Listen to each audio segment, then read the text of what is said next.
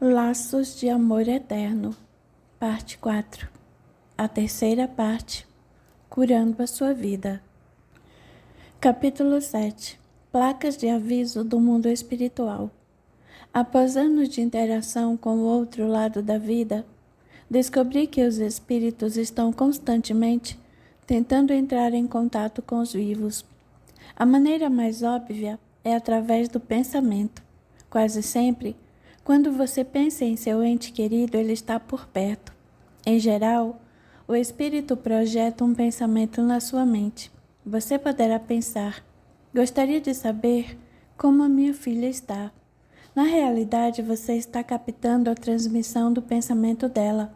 Frequentemente, pergunto às pessoas da plateia: quantos de vocês pensaram em membros da sua família já falecidos enquanto dirigiam seus carros ou preparavam o jantar? Todos levantaram as mãos, pois a maioria já teve esse tipo de experiência pelo menos uma vez. Os espíritos tentam nos mostrar de todas as maneiras possíveis que ainda são uma parte da nossa vida.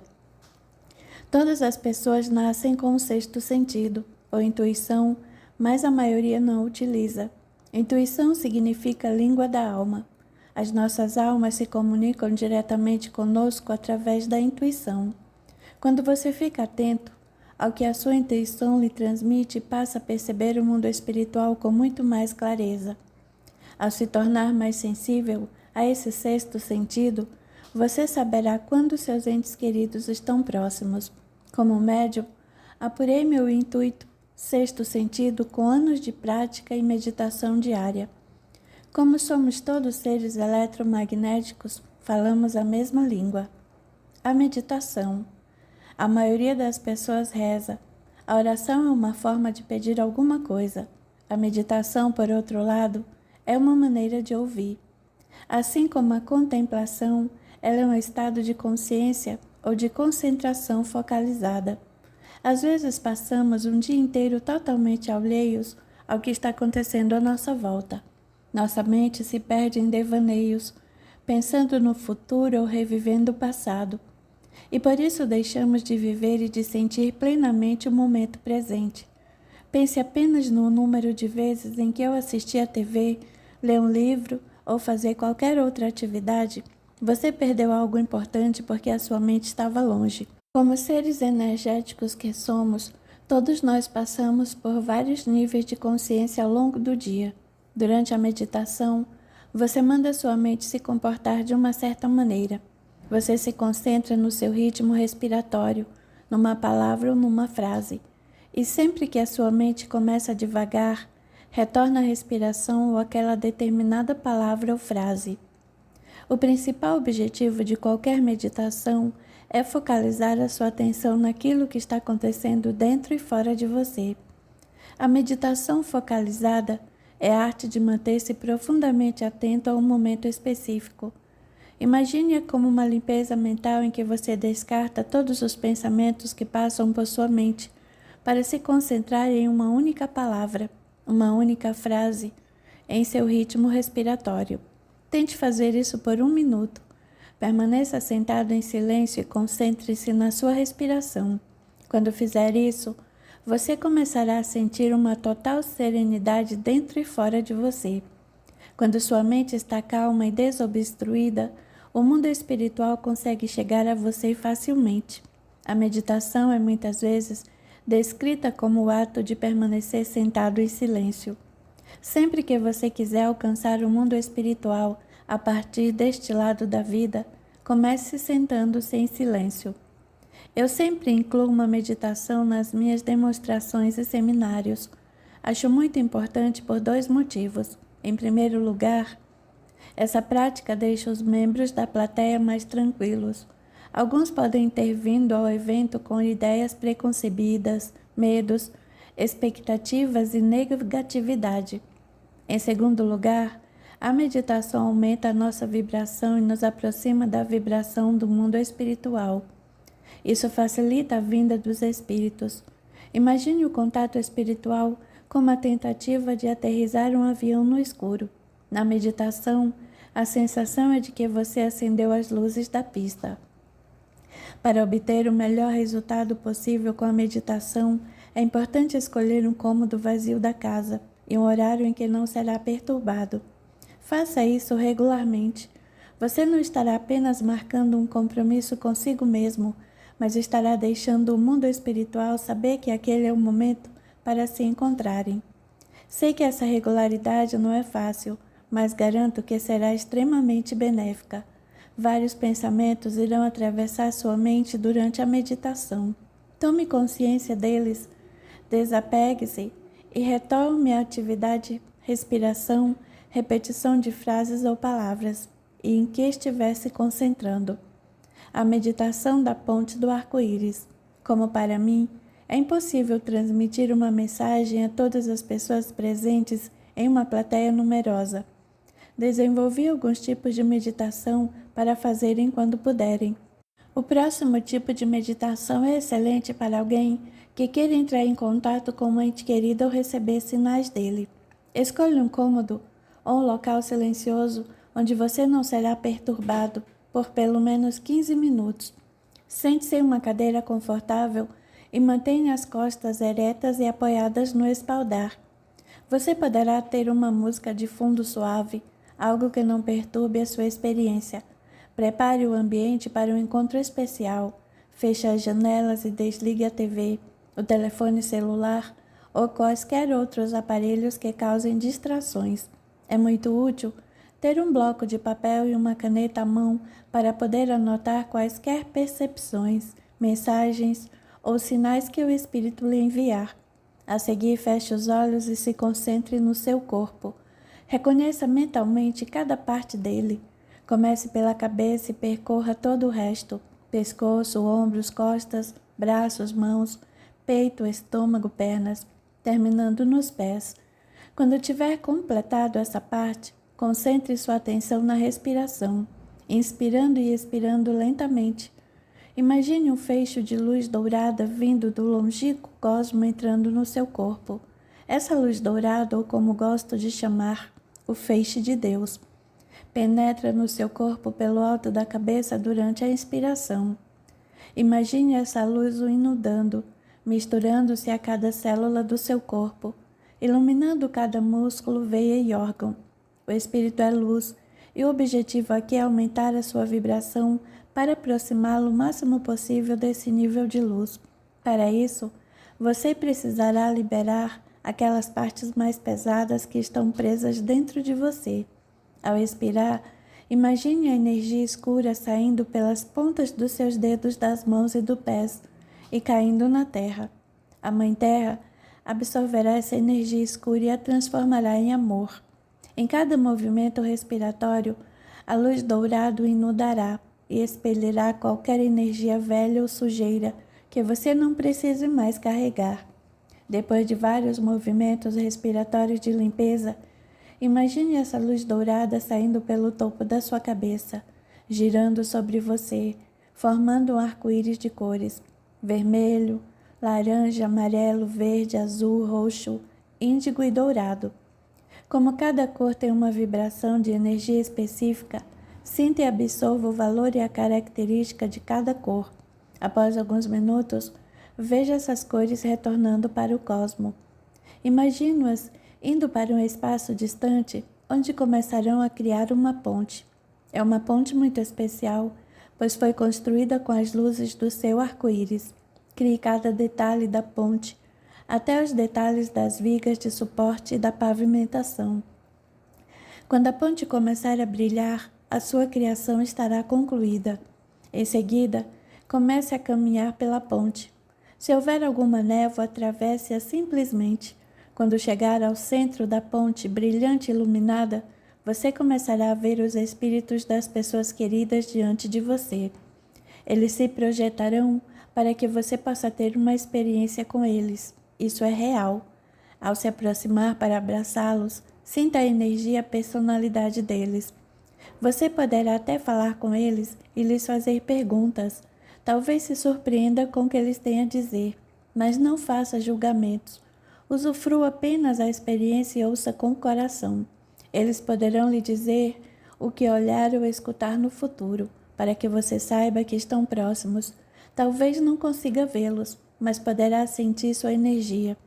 Receba a energia do jeito que ela se manifestar. Você poderá querer anotar aquilo que eles lhe disserem.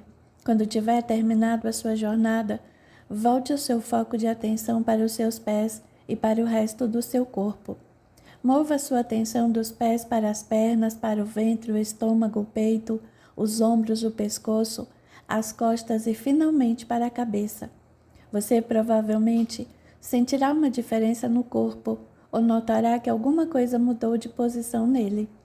Esse tipo de meditação é uma ferramenta maravilhosa para curar o corpo, a mente e o espírito. Os sonhos. Os espíritos querem interagir conosco constantemente e alguns se comunicam melhor do que outros. Uma das melhores maneiras utilizadas por eles para nos fazer saber que estão por perto é através de nossos sonhos. Esse é o método mais comum usado por espíritos crianças para nos transmitir mensagens. Os sonhos funcionam por diversos motivos. Em primeiro lugar, eles surgem durante o sono, um estado subconsciente em que a parte racional e crítica da mente está temporariamente suspensa. Por conseguinte, estamos mais receptivos às dimensões invisíveis e podemos nos misturar com mais facilidade às energias das almas daqueles que já morreram. Em segundo lugar, durante o sono, nosso corpo espiritual deixa o invólucro do corpo físico e viaja pelo mundo sideral. Isso é conhecido como viagem astral. No mundo sideral, podemos nos conectar com nossos entes queridos já falecidos, com nossos guias espirituais e com nosso grupo de almas. Todos sonhamos com entes queridos já falecidos. Por parecerem muito reais, eu chamo estes sonhos de intercessões. As cores são vibrantes, os entes queridos se comportam de maneira normal. E diferentemente dos sonhos comuns, esses sonhos acontecem em ordem cronológica, como se tivéssemos entrado em uma fase da vida. Nos meus sonhos, recebo mensagens de familiares e amigos já falecidos com bastante frequência. No início dos anos 90, perdi um grande amigo, John. Ele era uma verdadeira alma gêmea e foi meu mentor durante o tempo em que vivi em Los Angeles. John ensinava numa escola em Fort Lauderdale e me visitava nos recessos escolares e nas férias de verão. Passávamos horas, às vezes dias, conversando sobre a minha mediunidade e sobre assuntos metafísicos. John se mostrou um tanto cético quando lhe falei da minha futura carreira como médium. Ele tinha um grande senso de humor e prometeu vir me assombrar quando morresse. Alguns meses depois de sua morte, ele veio me ver em um dos sonhos mais nítidos que já tive na vida. Eu estava me levantando da cama quando ele me chamou da cozinha para ir tomar café da manhã. Nós dois vestíamos roupões e eu estava sentado à mesa observando enquanto ele fritava ovos. Lembro-me de ter questionado a realidade do sonho e ele me dizer brincando: eu tinha que fazer desse jeito, porque é a única maneira de você acreditar que estou ao seu lado. Em seguida me perguntou: que tipo de chá você quer? Aquilo parecia muito real, porque era daquele jeito que interagíamos todas as vezes que ele vinha me visitar. Quando John abriu o armário da cozinha, pude ver claramente os detalhes de cada caixa de chá, até mesmo o papel que envolvia cada saquinho. Escolhi um chá chamado Ânimo e logo depois acordei. Mais tarde naquele dia, enquanto eu recordava cada detalhe do sonho, compreendi que John estava tentando me ajudar a superar a sua morte, que tinha sido muito difícil para mim. Tudo de que eu precisava era exatamente aquilo que ele estava servindo, um pouco de ânimo. Há cerca de 10 anos recebi da minha mãe outra mensagem bem nítida em um sonho. Embora ela já tivesse morrido havia algum tempo, no sonho eu me vi em seu velório. Eu estava ajoelhado, rezando em frente ao caixão, sofrendo muito. Depois me levantei e comecei a me afastar. Quando me virei para olhar uma última vez, minha mãe pulou no caixão como um boneco de molas. Sentou-se e riu de mim. Fiquei completamente chocado e perturbado. Quando acordei, compreendi que ela tentava me dizer que não estava morta, que era tolice achar que uma pessoa realmente morre. Outras formas dos espíritos se comunicarem conosco são a percepção olfativa, extrasensorial e calafrios. Sentir um perfume de flores frescas, de cigarro, de charuto ou de uma loção pós-barba, quando eles não existem de fato, é um fenômeno mediúnico chamado de percepção olfativa extrasensorial. Os espíritos projetam esses cheiros para nos chamar a atenção. De modo geral, os cheiros estão diretamente relacionados a eles. Uma cliente me contou que ela sabe que o filho está por perto quando o cheiro de pipoca recém-feita invade um cômodo da casa, porque ele adorava pipoca. Outra mulher disse que durante o primeiro ano depois da morte de sua filha, ela frequentemente sentia seu perfume favorito na casa. As duas mulheres se sentiam confortadas por saber que seus filhos ainda estavam por perto. Sentir tremores ou calafrios em um cômodo da casa, mesmo quando o aquecimento está ligado, pode ser outro sinal de que um espírito está perto. Durante esses anos de trabalho, o fenômeno dos calafrios tem sido um tema recorrente nos meus círculos de desenvolvimento espiritual. Não é incomum os participantes sentirem metade do corpo ficar fria quando os espíritos entram no círculo. Recebi cartas de muitos pais que disseram sentir calafrios quando se sentam na cama do filho morto. Fotografias, semelhanças e palavras. Utilizar fotografias é outra maneira de os espíritos se fazerem perceber, embora não seja algo tão fácil quanto você possa imaginar. Quando um espírito deseja se mostrar em uma fotografia, ele precisa levar em consideração diversos fatores: as condições atmosféricas, a sua capacidade de concentrar o pensamento em uma frequência muito baixa, saber projetar sua energia para o magnetismo da câmera e a mente do fotógrafo.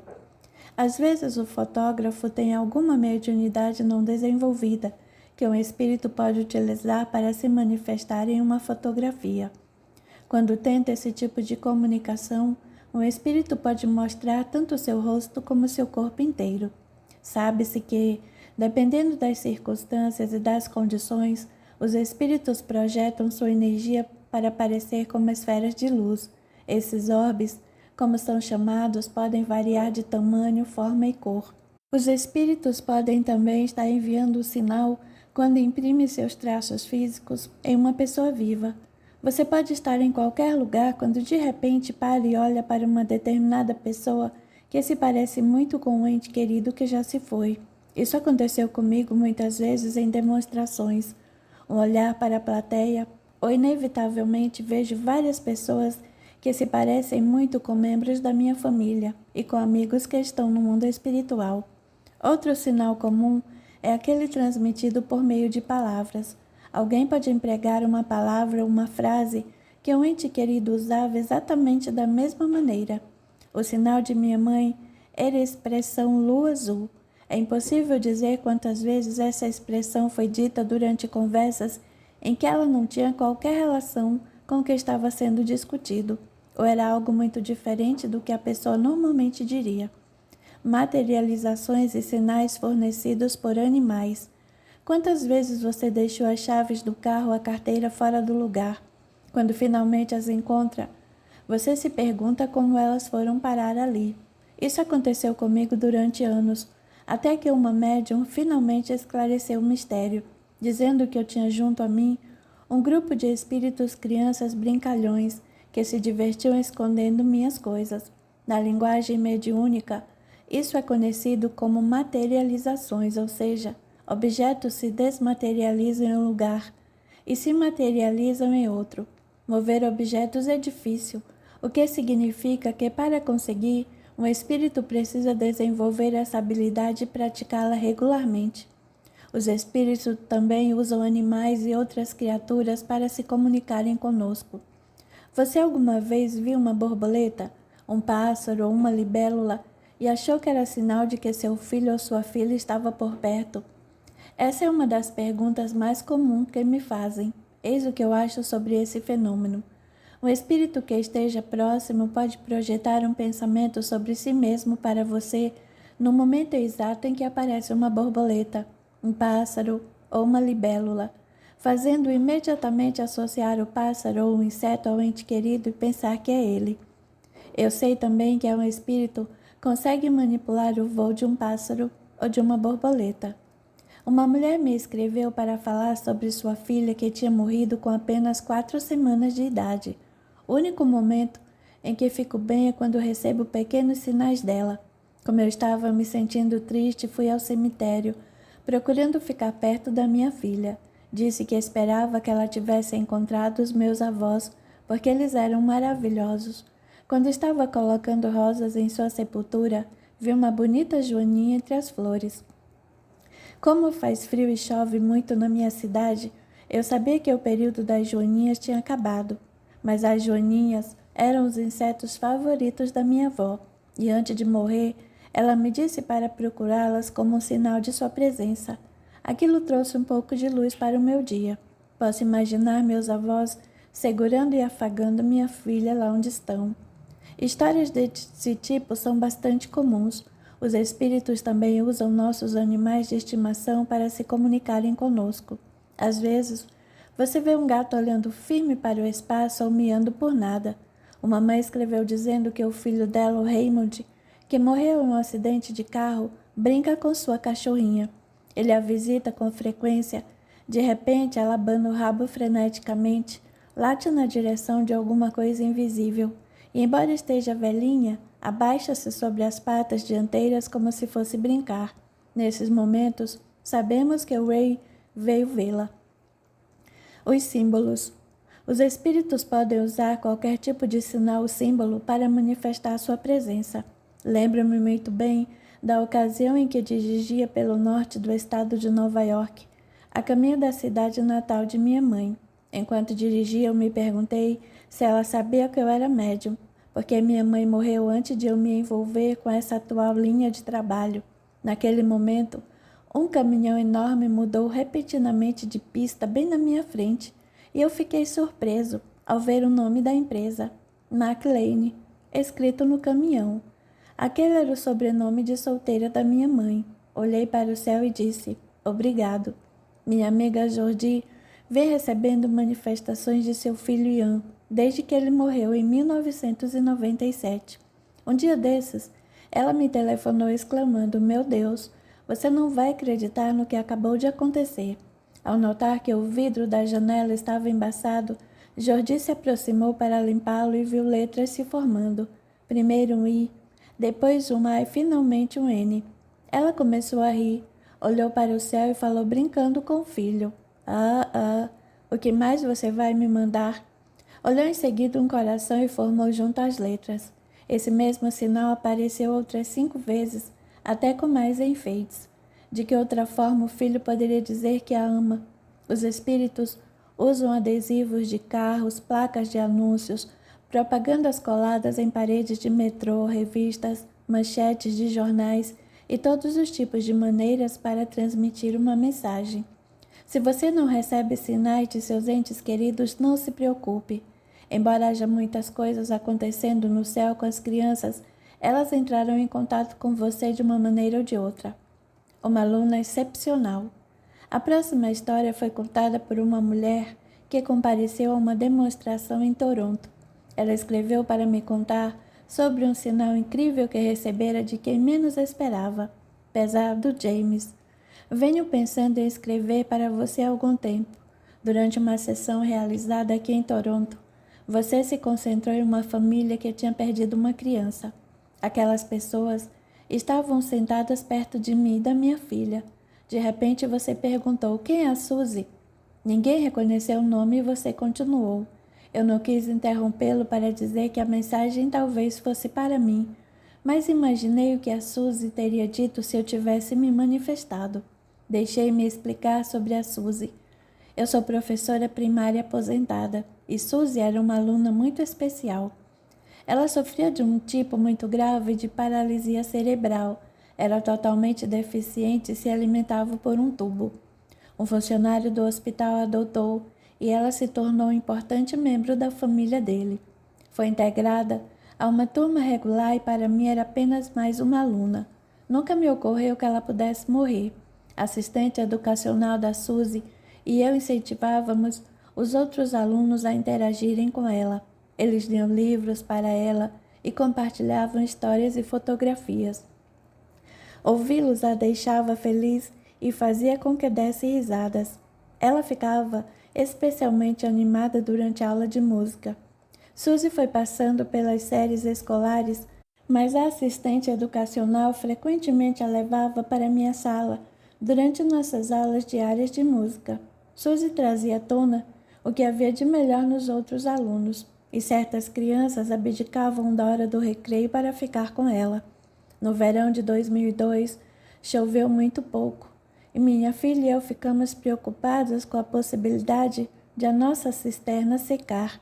Um sábado em julho, uma tempestade se formou, e antes de irmos dormir, rezamos pedindo que chovesse o suficiente para encher a cisterna. Na manhã seguinte, minha filha perguntou se eu tinha mexido na cisterna. Eu disse que a tampa de cimento era pesada demais, que precisaria de uma alavanca para abri-la. Ela ficou atônita, porque a tampa tinha sido levantada e empurrada para o lado. Era impossível que aquilo tivesse acontecido sem uma intervenção. Naquela mesma manhã, minha filha colocou a tampa de volta no lugar. Ao meio-dia, minha filha e eu estávamos falando sobre aquele estranho evento quando olhei para a cisterna e notei que a tampa estava entreaberta e deslocada. Ficamos chocados, porque mais uma vez ninguém tocara nela. Na segunda-feira seguinte, eu soube que a Suzy tinha falecido. Ela tinha 15 anos e entrara em coma durante o fim de semana.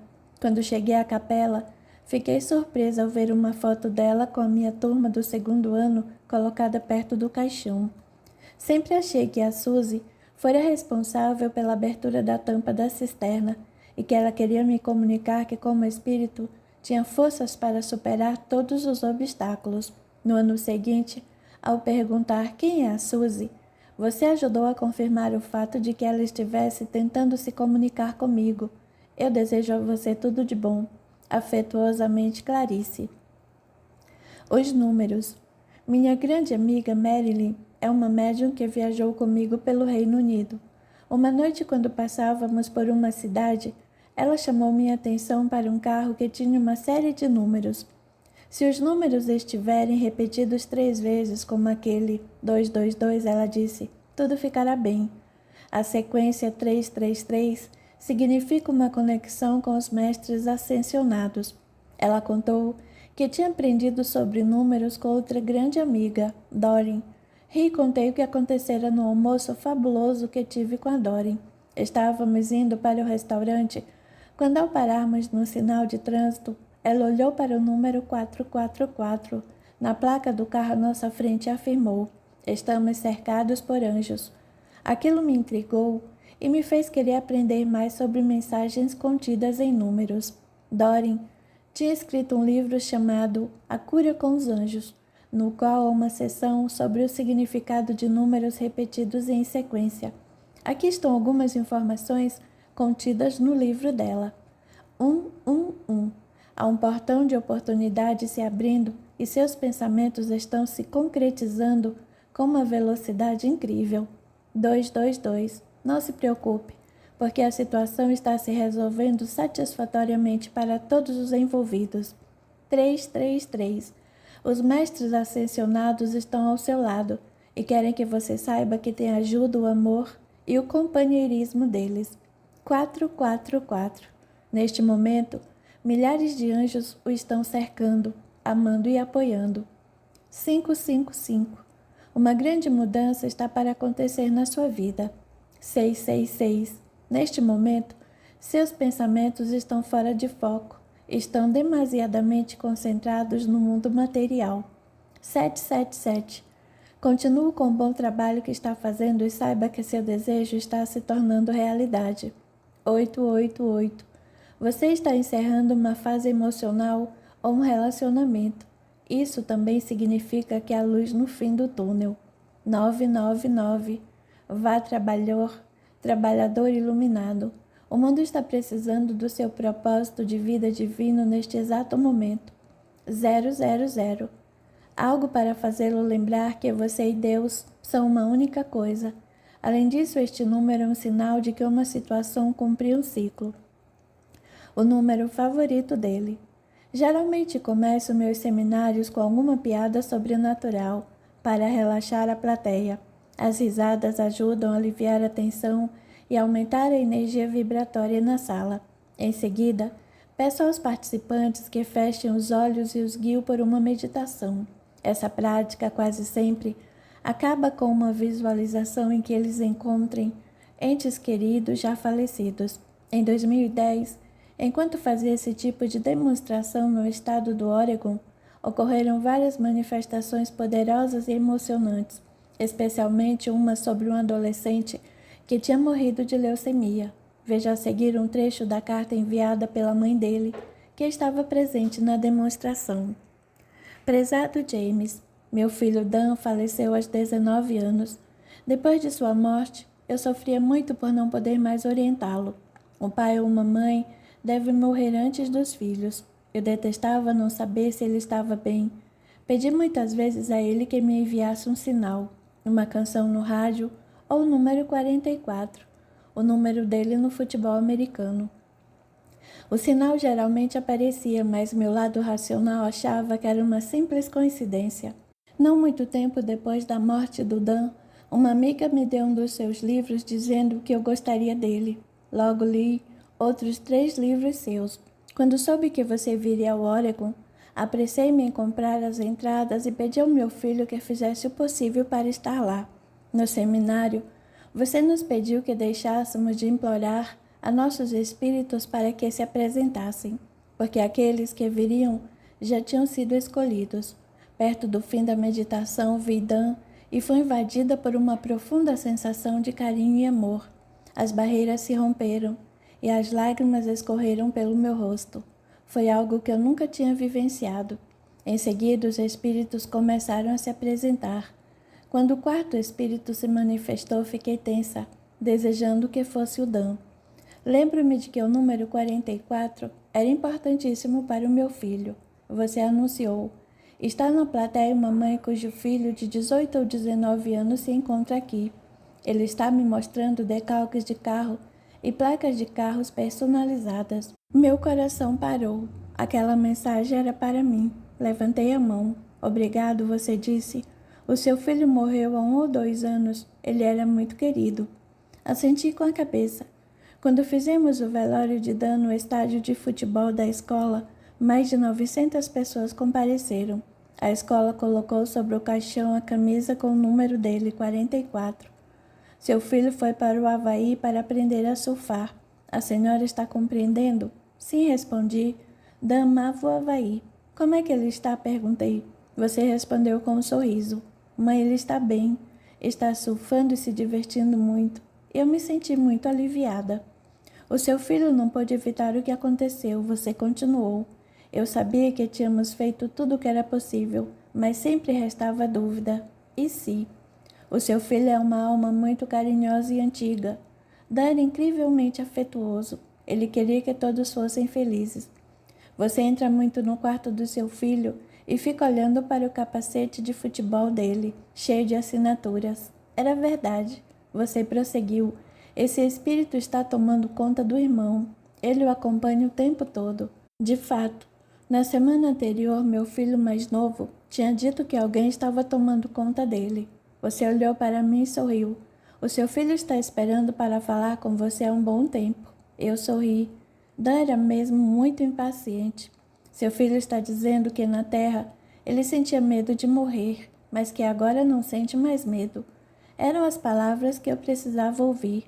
Muitas outras coisas foram ditas e todas me causaram impacto. James, a sua sessão me trouxe paz. Eu não sinto mais aquele desejo incontrolável de proteger e guiar o Dan. Eu sei que ele está comigo e que quando chegar a minha hora de partir, ele estará esperando por mim. Enquanto isso, preciso ser uma mãe excelente para o meu filho mais novo. Obrigada, James, por ter me dado um incrível presente de paz. Evelyn. Sincronismo e coincidências.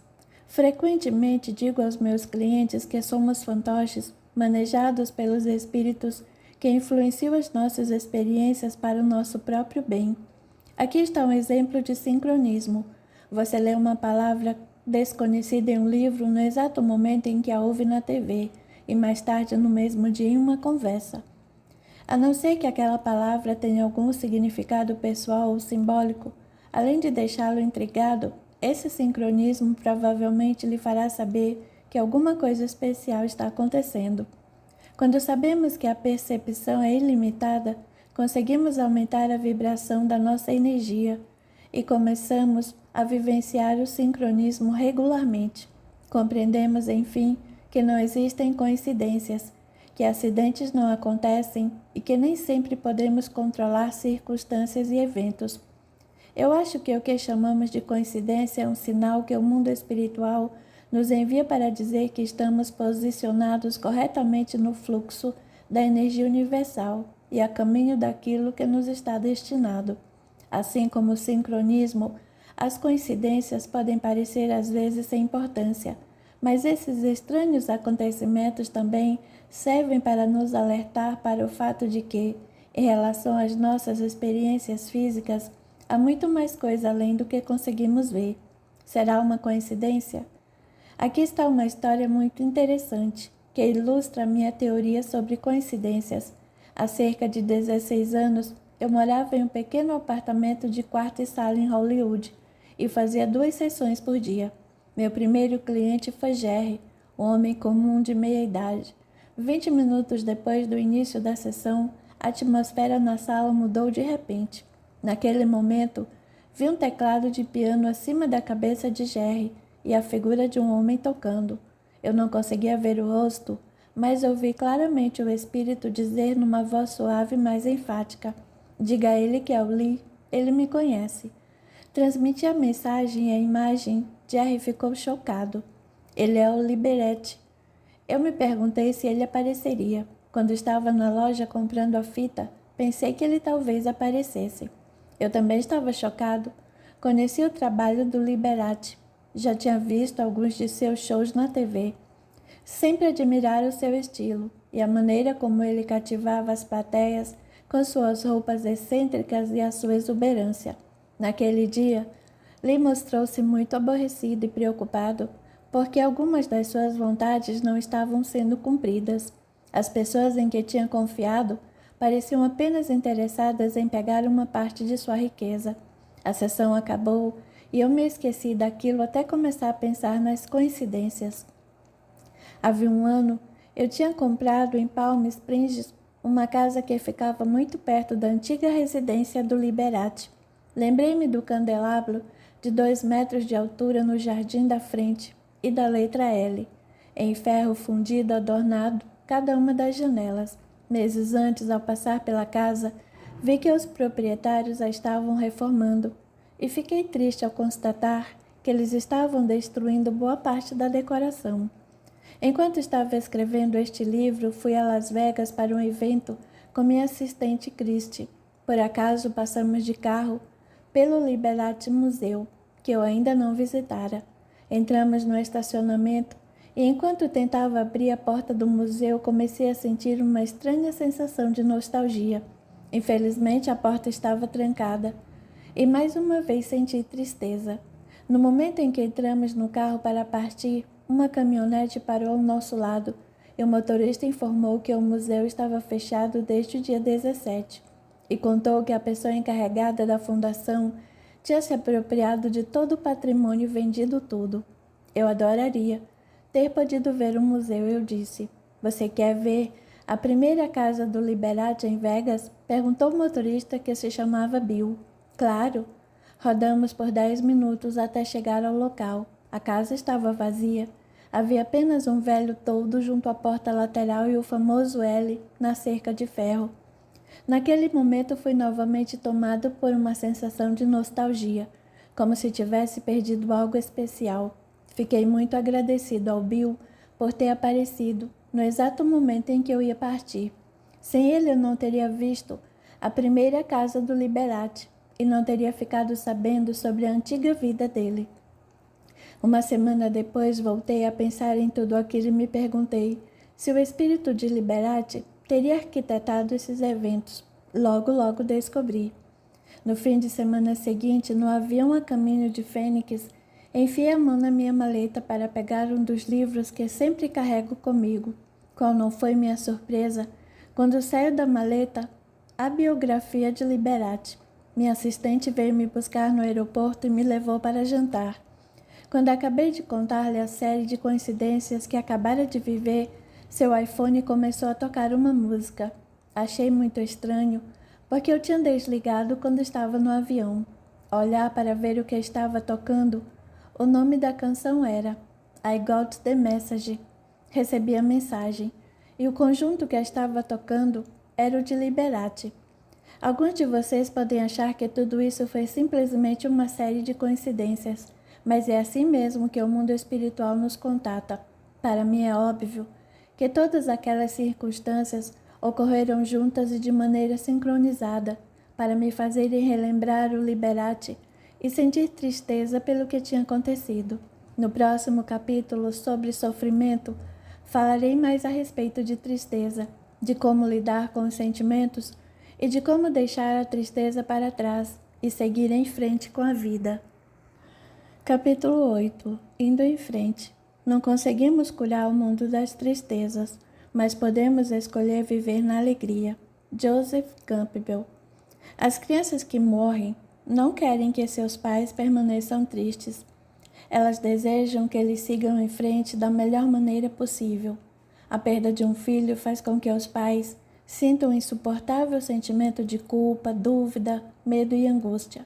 Não há palavras ou gestos de conforto que os consolem. O sofrimento de pais enlutados é diferente dos outros tipos de sofrimento. Para eles, todas as expectativas de uma vida normal foram destruídas.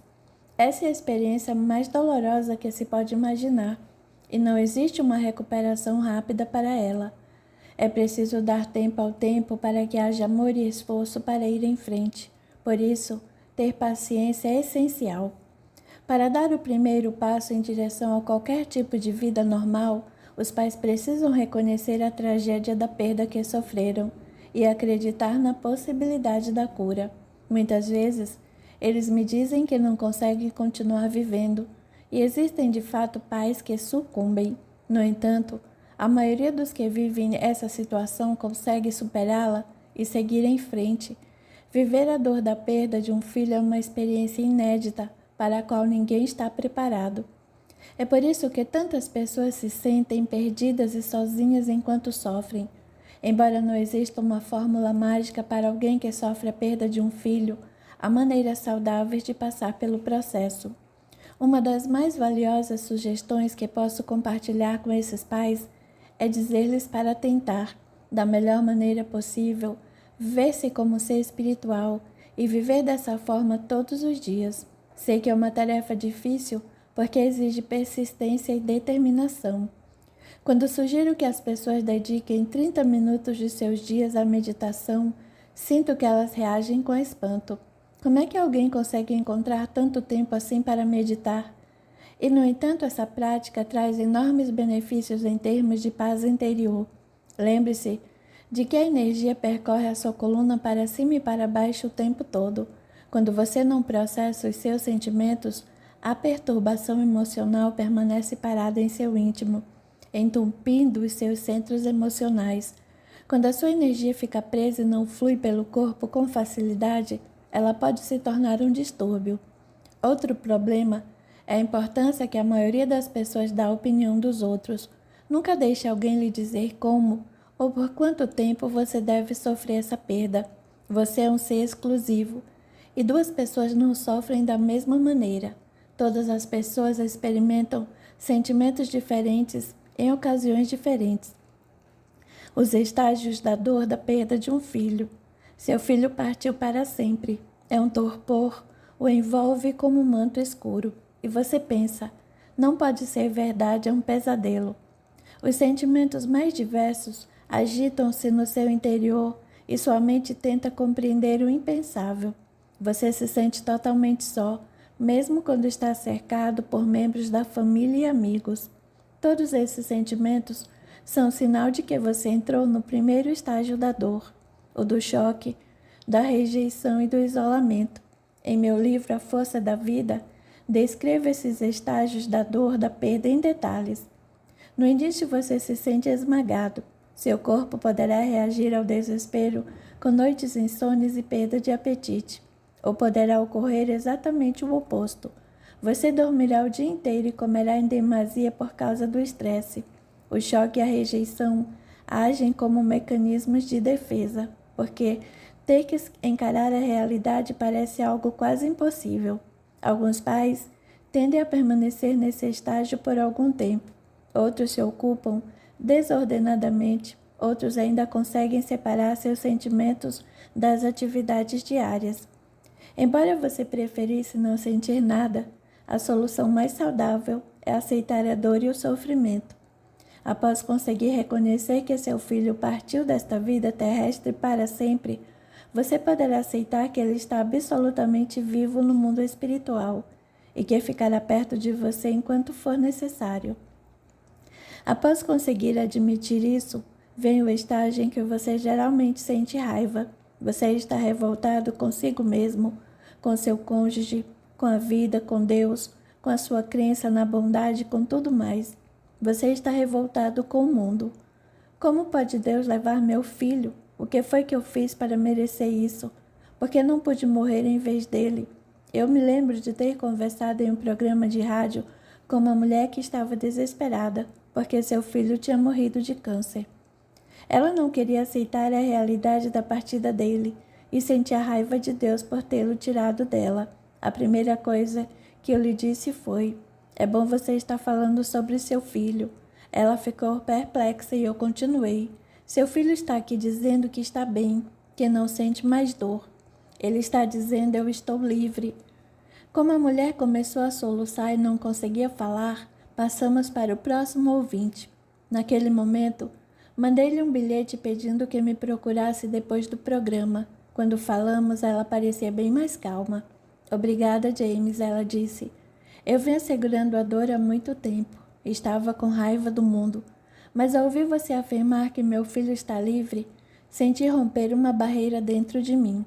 Fiquei feliz ao ouvi-la dizer que tinha finalmente conseguido entrar em contato com seus sentimentos. Seu filho ainda está perto de você, eu disse. Ele estava esperando que você se abrisse para poder se comunicar. Ela reagiu imediatamente. Eu consegui entender que não estava permitindo que ele ou qualquer outra pessoa chegasse ao meu coração. Infelizmente, a raiva não apenas mantém o mundo espiritual de fora, como também nos distancia das outras pessoas, sobretudo das outras crianças da casa. Por não compreenderem direito a morte, as crianças geralmente se culpam, acham que fizeram algo errado ou que não são tão queridas quanto o irmão ou a irmã que morreu.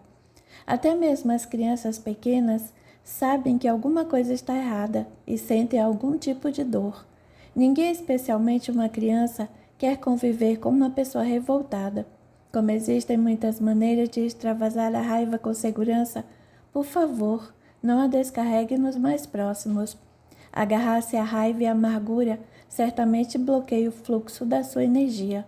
Muitas pessoas desenvolvem doenças terminais menos de um ano após a morte de um ente querido. Uma mulher escreveu contando que o marido ficou tão devastado com a morte do filho deles que faleceu logo depois. O próximo estágio da dor é aquele em que você sente culpa ou atribui a culpa a alguém. Esse sentimento é extremamente comum em pais que perderam filhos. Afinal, os pais devem proteger seus filhos, e se algo lhes acontece, eles sentem que não cumpriram sua função. A morte de um filho provoca muito ressentimento e culpa entre os pais, e eu já vi vários casais se divorciarem depois da perda de um filho. Eu me lembro de uma sessão para uma mãe cuja filha tinha morrido em um acidente de barco. Ela me disse que tinha se separado do marido, porque o culpava por ter permitido que a filha saísse para velejar com amigos adolescentes que beberam durante o passeio. E ela repetia sem parar: foi culpa dele. Nossa filha ainda estaria viva se ele não tivesse permitido que ela fosse. Quando a filha veio em espírito, ela implorou que a mãe perdoasse o pai. Ao ouvir aquilo, a mulher desmoronou e chorou como um bebê. O papai não teve culpa. Vocês precisam permanecer juntos. O espírito era bem insistente. A seguir, a filha disse uma coisa que me deixou arrepiado. Minhas irmãs não conseguirão viver sem vocês dois. Elas se voltarão para as drogas e morrerão como eu. Ao ouvir isso, a mãe se aprumou, enxugou as lágrimas e olhou nos meus olhos. Oh, meu Deus, não podemos abandonar nossas duas filhas. Graças a Deus, a mulher fez as pazes com seu marido e a família prosperou. Não existe um limite de tempo para os estágios de sofrimento. A duração do processo depende de cada indivíduo. Algumas pessoas podem levar meses, outras podem permanecer nesse estágio, entrando e saindo do sofrimento por um ou muitos anos. O segredo está em sentir a dor até aceitar o que aconteceu e compreender que seu filho está vivo no céu tomando conta de você. Se conseguir aceitar isso no seu coração, você estará a caminho da cura e poderá prosseguir com a sua vida.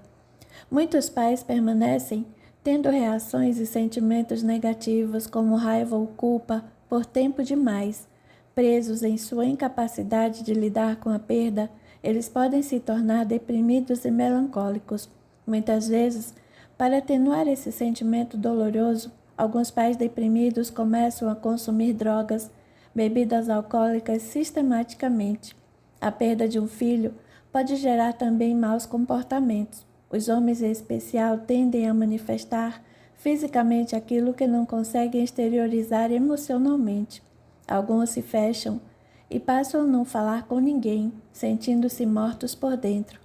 As mulheres também podem agir de maneiras bem diferentes. Param de cuidar de si mesmas, de comer, de se arrumar e às vezes nem se levantam da cama.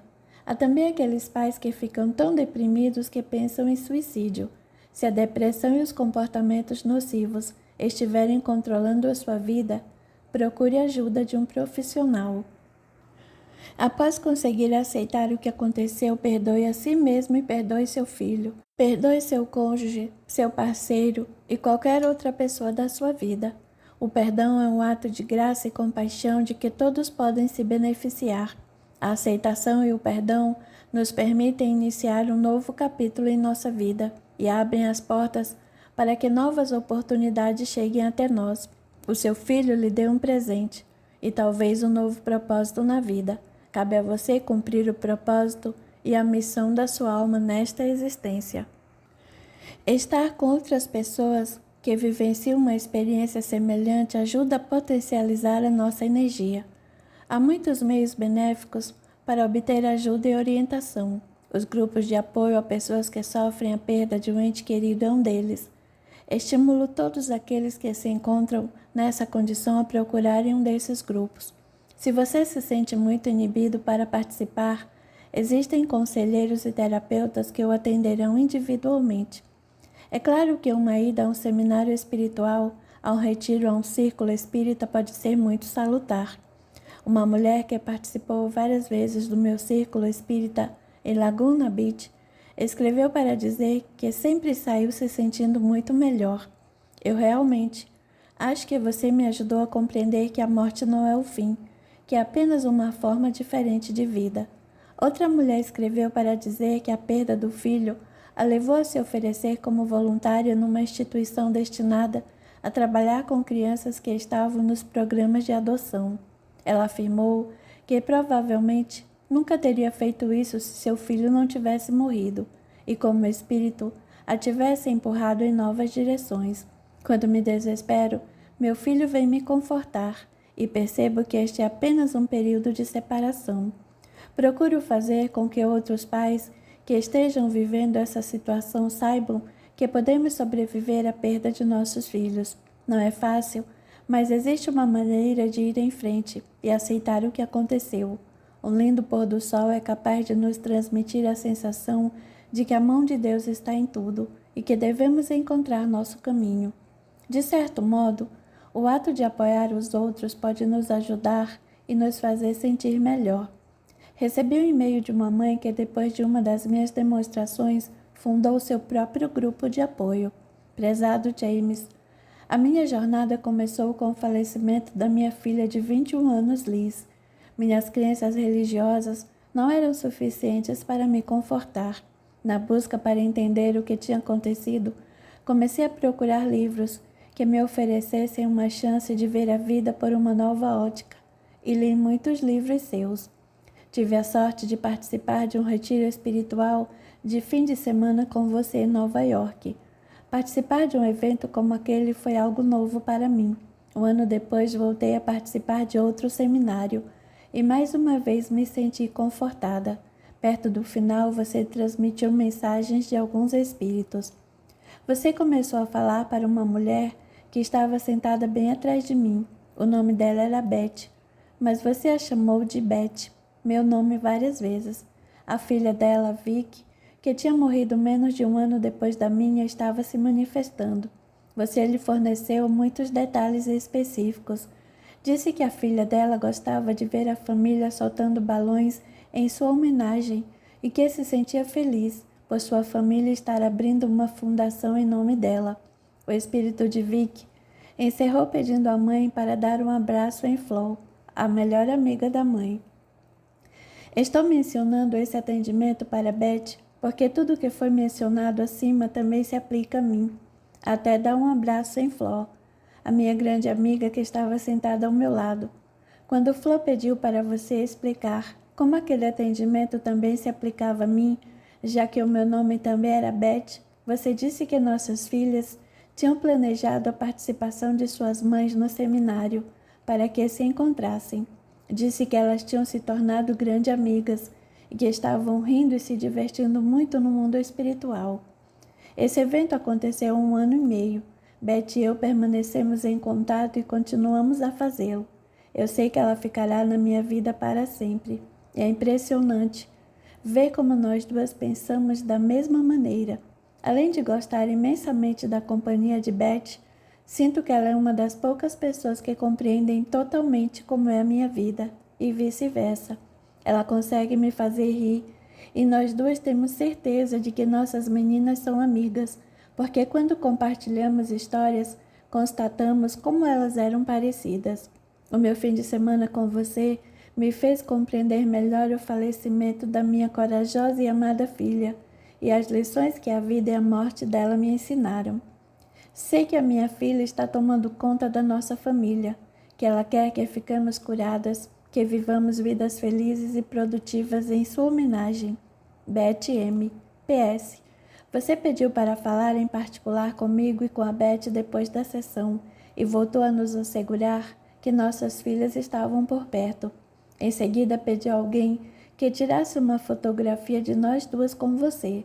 Estou lhe enviando a foto anexada ao e-mail. Veja os muitos orbes que nos cercam. Ajudar outra pessoa que viveu o mesmo drama, como essas duas mulheres fizeram, pode funcionar como um mini grupo de apoio.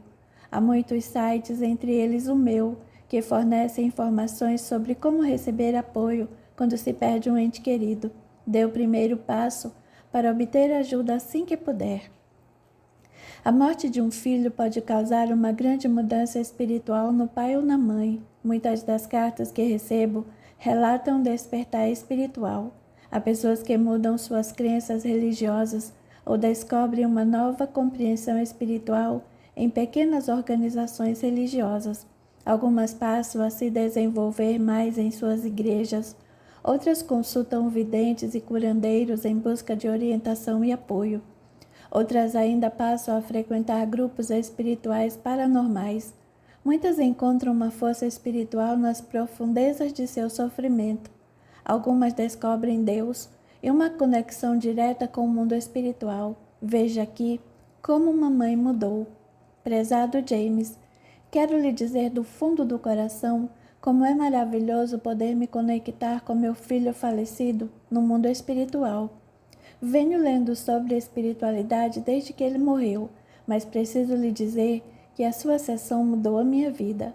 Nenhum outro livro ou evento espiritual me ajudou tanto quanto a sua sessão. Fiz o seu curso online e ele abriu a porta da minha espiritualidade e a conexão com o mundo espiritual. Mensagens de amor e apoio reforçaram a minha decisão de me conectar. A crença e a intenção de me conectar com o mundo espiritual me trouxeram visões, sons e imagens, mensagens desse mundo. Antes dessa conexão, minha vida era desprovida de sentido. Agora sinto que a porta da vida se abriu para o mundo de deslumbramento e excitação, absolutamente novo. Quando eu era criança, eu frequentava uma igreja com meus pais, mas nunca tinha sentido qualquer impulso de ajudar o próximo.